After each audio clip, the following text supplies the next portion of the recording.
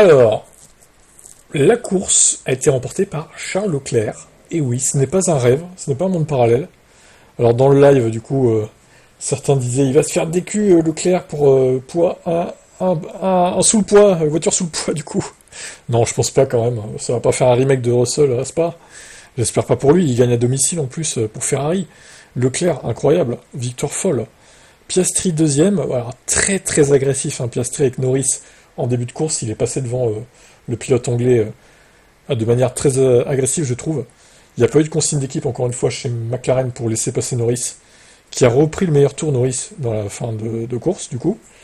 21-4, ça me laisse à penser qu'au final, il pouvait rouler un peu plus vite, mais bon, bref, c'est comme ça.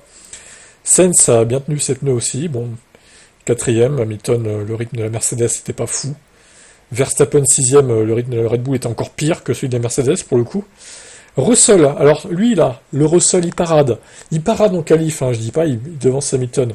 Mais si c'est pour faire de la merde, Russell au premier virage, et être à la limite d'emplafonner Piastri, désolé, au bout d'un moment, ça sert à rien de te qualifier troisième pour faire de la merde pareillement. Il a dû changer son aileron avant. Ça lui a fait perdre 6-7 secondes par rapport à un arrêt normal, c'est n'importe quoi. Il a quand même réussi à passer Perez qui s'est effondré en fin de course, pour le coup, j'ai pas compris. Lui qui était dans le rythme de Verstappen à la fin, enfin en milieu de course, on va dire, en début milieu, c'est assez étonnant. Bon, peut-être qu'il avait trop chaud, Sergio. Albon 9ème devant Magnussen, donc des points pour Williams et pour Haas, du coup. Alonso incapable d'être dans les points avec son Aston Martin, c'est incroyable ça aussi. Il n'a pas réussi à passer des voitures qui ont fait qu'un seul arrêt. Donc la Williams et Magnussen. Colapinto P12, en vrai ça va. Il n'a pas trop mal roulé, je trouve. Ricardo qui s'est pris pénalité sur pénalité, c'était risible. Ocon terminera devant Gasly au final, Bottas devant Hülkenberg.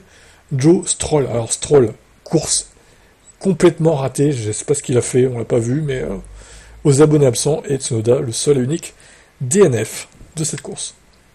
Eh bien, c'était plein de suspense ce GP. Il n'y a pas eu énormément d'action, mais on s'est pas fait chier quand même, au final. Quel est votre avis sur ce Grand Prix ?